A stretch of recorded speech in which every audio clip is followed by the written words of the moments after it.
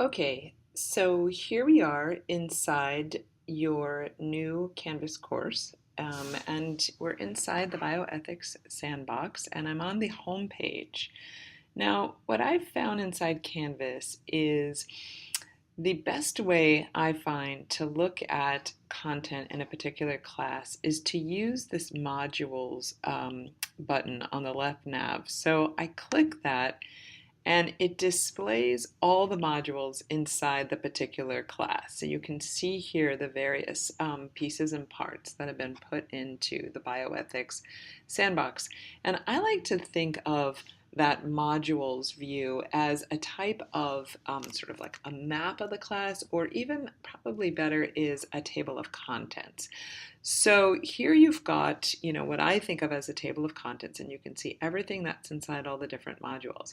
Let's move down. So what we're looking at is the module that I created by migrating one of your units, the ethics of organ transplantation, from Haiku into Canvas. So, one of the things that I find I'm continually thinking about in making a module and presenting content, making choices about it, is the whole question of what type of content, what type of form, is going to be best. Is it, a content page? Is it a discussion forum? Is it an assignment? Is it a quiz? And in Canvas, a quiz is where you would make a survey. Um, do I need a text header? That's another type of content option. So there are various options. Oh, you have the external link as well. There are various options. So what I continually find myself thinking about is, what is the best option for what what for the type of content and for what I want students to be able to do. How they're going to interact with each other is often what I find myself thinking about. So what you can see here are various different types of content, and the icon immediately tells you what type it is, and you'll get very familiar with the various icons. So this one here, the page is for a content page, and a content page is basically just straightforward content. You can include links inside of it. You can put in images. You can embed Google Docs or Google Spreadsheets. You can do all of that, but there isn't any way for a student to submit anything or for students to interact with each other. Now this, where you see the little dialogue box or the comic book, the bubble that often has the words in it, that's the icon for the discussion forum. And what I ended up doing in your module is pretty much always using the discussion forum as the vehicle for students to, one, of course, to have a discussion, but more where students would submit their work. And I chose that most often over an assignment because the discussion forum will enable you to allow students to see each other's work and to comment on it. And I noticed that in some of your assignments, that was very much a part of the assignment where they had to go in and look at each other's presentations and provide feedback. And in some cases it wasn't, but I thought, let me put these in here. Alyson can always change them to anything she wants, but she will have the option if she wants students to have any kind of interaction. The other thing to know about the discussion forum is the kids can, of course, put in a link. So they could link to a Prezi, let's say, or they can attach a file. So if they've done, let's say, a PowerPoint presentation, which they've then, let's say, used screencasting software to provide a narration. I know that one of your assignments was a series of slides that had to have a voice narration, and you'll see that I came up with a couple different options for how students could make that, but they could attach that PowerPoint file in the discussion forum. So that's what that is there. Moving down, you'll see that within this assignment, which is the the organ transplant presentation, you had, I think, about 6, external links that provide information they'll use while they're doing their research. So those I simply put in as external links, which will load up in Canvas, and they can see the content right there, or if they want, they can click on the title at the top, and I'll show you this in a moment, and they can go to that page. But the nice thing about the external URL is that students can use them and not leave Canvas. So that's, definitely a benefit. So let me now just take you through what's here. How it changed a little bit from Haiku. So the first thing you have is the syllabus, and in Haiku you had, I believe it was in a Google Doc, and you can absolutely do that in Canvas, and there's a real advantage to using a Google Doc or a Google spreadsheet in that you can update it and it will update in Canvas, and you have choices for changing it in a way that if you inserted a table into a Canvas content page, once you've set the number of rows and columns, you cannot change them. And there is one place in which I did use a table. So you'll see that it's a feature, but I think for many things, a Google Doc with a table inserted or a Google spreadsheet will allow you a flexibility that the table in Canvas doesn't. So there's your syllabus, and then there's your first part of this module, which is the ethics of organ transplantation, excuse me. And here you get, the overview of the entire assignment with the questions and everything. Let me click on that and you will see what it looks like. So here you go. Of course, you'll have to update the due dates, to be right for this year. You have the link here, and I was able, just in copy pasting your content, the links transferred, and it's right there. If you wanted to make another, let's say, an external URL document or a content page with that link, if you wanted to make it separate, if you thought that'd be, call it out more easily to the kids, you could certainly add, that just below this in the module. So you get the questions, you get the overview of the assignment, and then you can see I did put in a Canvas table here for you to put in new groups. Of course, if you end up with more than 16 students, you will need a bigger table, and that's where you'll see the limitations of the Canvas table. For now, though, I wanted you to see how a Canvas table displays, and they're very easy to put in, and there you have it. And now what I'll do is I'll just click back on modules. I will get back to this view that I call the table of contents. And then you see here, there's a discussion forum which will enable the kids to submit their assignments. And basically it just says create a new discussion post for your notes. Be sure to label with both group members' names because only the posting member will appear. So now I'll use the back button and just jump back to where we were.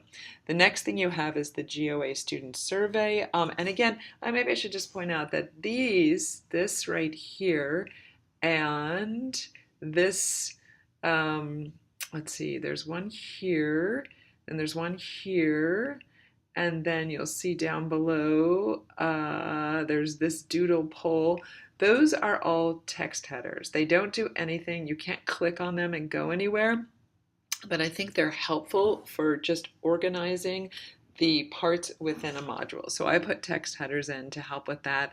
And of course, you can easily come over here to the text, this little, what do we call it? The little wheel, the little gearbox. You come over here and you click and you can go to edit, and you can easily change that title however you want. You can also obviously remove it easily, and you can change the indenting, because I very much try to use indenting to, show that things are sort of within the unit, and to make it visually show, what the parts are. Okay, so there's the student survey, which of course you will update later with a link to SurveyMonkey once we have that. Then we move into the first part, the second part really, of the work organ transplant presentation. You'll see you've got the instructions, then you've got a content page which gives the groups, and I just brought in the groups that you had. Of course, you'll update that with the new students. Then I put in this text header for resources and have all of the different links that you had and that the kids will use. And then you have a discussion forum again where the students can submit the presentations. And here I took advantage of this title. I'm a huge fan of making the titles like specific and clear, and even including the instructions. It seems to me your titles are this great opportunity to do that. And it seems also that in haiku you did a lot of that. So I kept your titles and then also just added here, submit your presentation here. So, you can always just add information like that so that at first glance, the kids get a sense of, what it is they're gonna need to do. Then we have the doodle poll. Again, that's the text header. That's just a title for this section.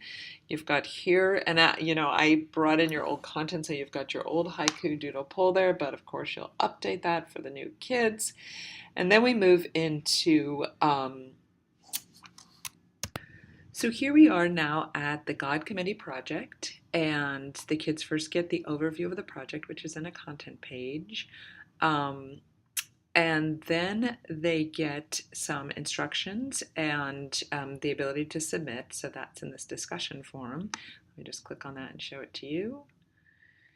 So you see all the instructions and the steps and so forth. And you will also see that in all the places where you had said wiki project, I've now changed that to just say project or discussion post or whatever I thought would be logical to change that up in terms of where it's now getting submitted, which of course you can go and change that however you want to work well for gathering the work from the students.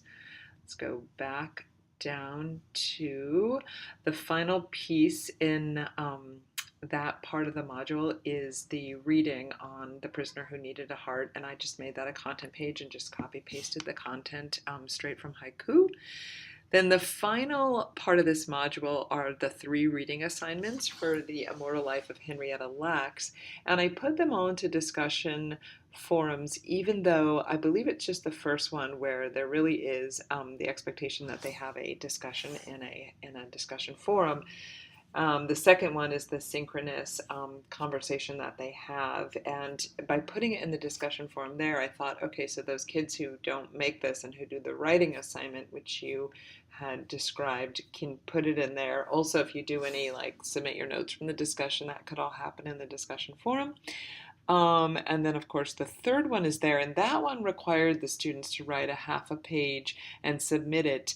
You could easily change this up to an assignment, and they would each submit separately. You also can, in the discussion, make it so they can't see each other's replies until they've submitted. So you could do that to prevent them from reading anybody else's work, before a student has done his or her own work.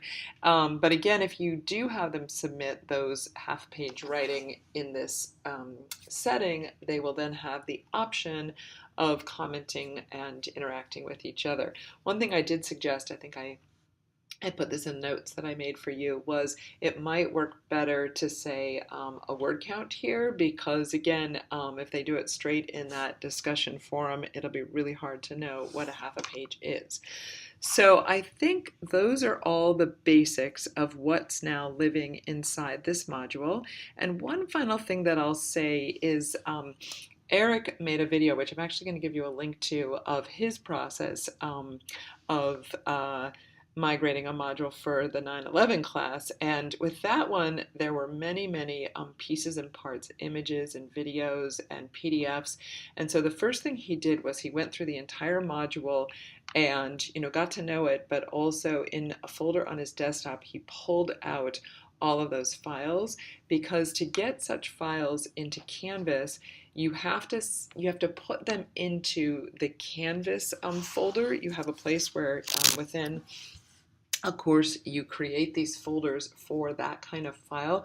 The only way you can bring in an image or a PDF or something like that is if it first lives in the Canvas folders. Now, you had a couple, I think, YouTube videos, and I just went into Haiku and got the link for them, and then was able to, easily just bring in a link within a content page, or you can do it inside of other types of content as well. So that made it really easy that they were YouTube URLs, and I just stuck them in there. Okay.